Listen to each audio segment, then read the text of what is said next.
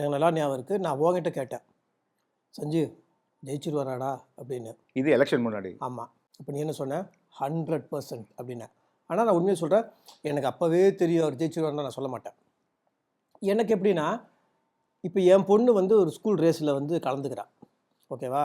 அந்த ரேஸில் வந்து அவள் ஜெயிக்கணுன்ற ஆசை எனக்கு இருக்குது. ஆனால் ஜெயிப்பாளோ, அவள் கீழே விழுந்துருவாளோ, அவளுக்கு அடிபட்டுருமோ, பக்கத்தில் இருக்கவங்க தள்ளி விட்டுருவாங்களோ, இவங்க ஏதாவது அவளை வந்து கால் பிடிச்சி இழுத்துருவாங்களோ, என் பொண்ணு மேலே இருக்க அக்கறையில் ஒரு பயம் வரும்ல. ஆனால் எனக்கு வந்து நான் கான்ஃபிடென்ட்டாக இருந்தேன். நீ கான்ஃபிடென்ட்டாக இருந்த. எனக்கு ஷமிதா என்ன எல்லாரும் கிண்டலும் பண்ணாங்க, உனக்கு அரசியல் என்ன தெரியும். நான் சொன்னேன், எங்க பாருங்க எப்படியோ ஒரு நான் கொஞ்சம் ஜாஸ்தியாக தான் சொன்னேன். நான் வந்து என்ன சொன்னேன்னா 130லேருந்து 150 சீட்டுக்குள்ளே வரும் அப்படின்னு.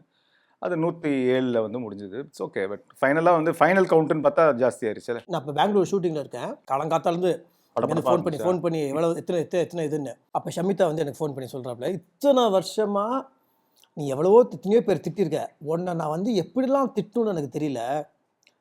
எப்போதுமே அதே எக்ஸாம்பிள் சொன்னான், உன் பொண்ணு ஃபஸ்ட் ரேங்க் எடுப்பா, உன் பொண்ணு நல்லா பாஸ் பண்ணுவா, உன் பொண்ணு ரேஸில் வருவா அப்படின்னு நம்பு.